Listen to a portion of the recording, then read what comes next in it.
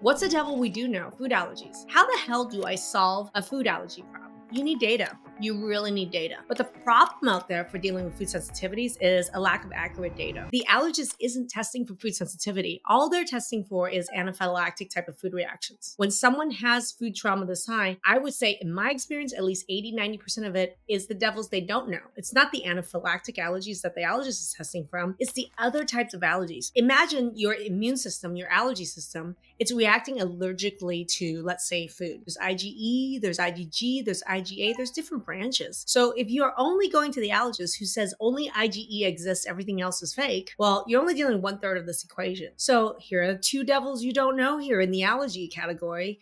And that's important because by the time someone has food trauma level 7, 8, 9, they already know what those anaphylactic stuff is because it's immediate. Because the big thing about IgE is it's big and it's immediate time frame.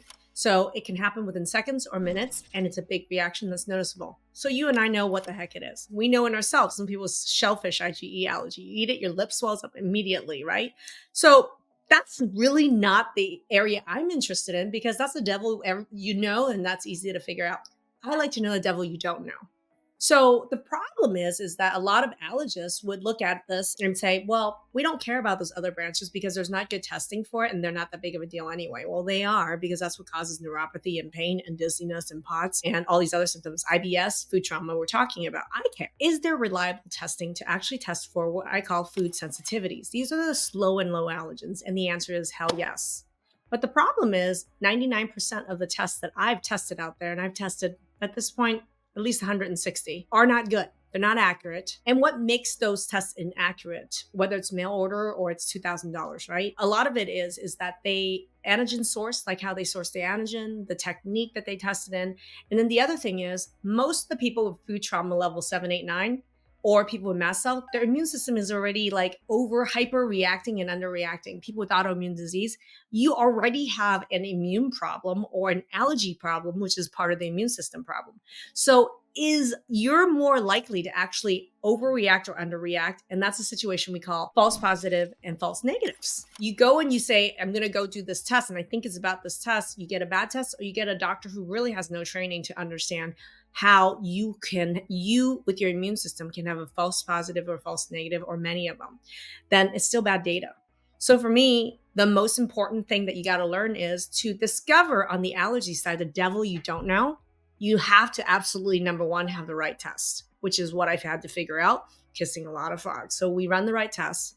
And then number two, we teach you on what is the Rosetta Stone, what is the cipher to understand these results with you.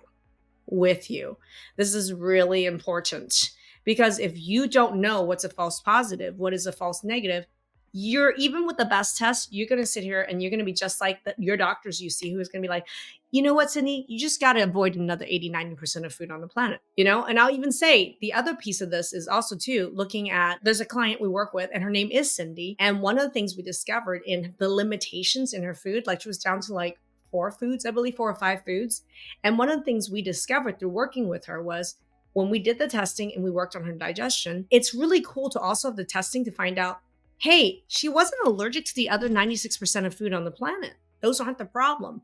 What it isn't on that test is also really cool because it allowed us to really hone in to say, wow, that's a digestion problem Cindy has. And it was really cool to be able to work the real problem was that 50% of her problem isn't even allergy. In fact, 90% of her problem is actually digestion for Cindy. So that's the level of like why data to me is so important, right? So digestion, 50% of problem.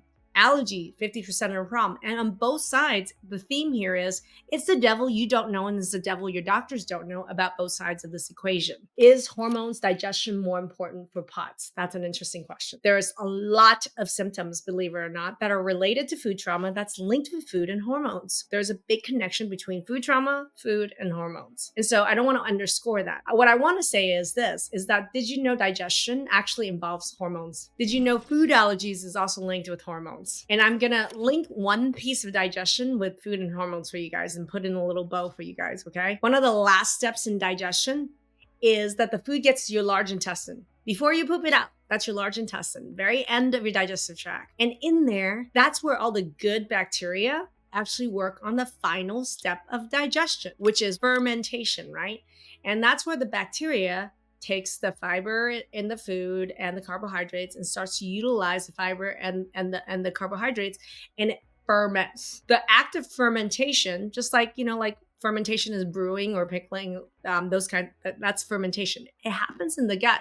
The act of fermentation actually, guess what, produces a lot of beneficial things that heal your gut. The act of fermentation helps the bacteria in your large intestine break down hormones to less active and less toxic hormone byproducts. So it's part of what we call hormone detoxification. So in order to get your hormones balanced, you not only have to make it, but you have to break it down. And it can break down in multiple steps. One step is in the liver, and the final step is in the large intestine with fermentation. If you have bad digestion, your fermentation sucks. If you have a lot of food allergy and you're warring with your food, your fermentation sucks because it's a war zone in there. Your gut bacteria is not going to want to do fermentation when it's warring with food or having diarrhea or having mucus or pain, right? So what happens is fermentation is a big problem for people with food trauma. Fermentation, when it's a problem, will make hormone problems 10 times worse. Listen to me. So food trauma will cause hormones not to break down properly. So it will make hormone imbalances 10 times worse. So they actually work together.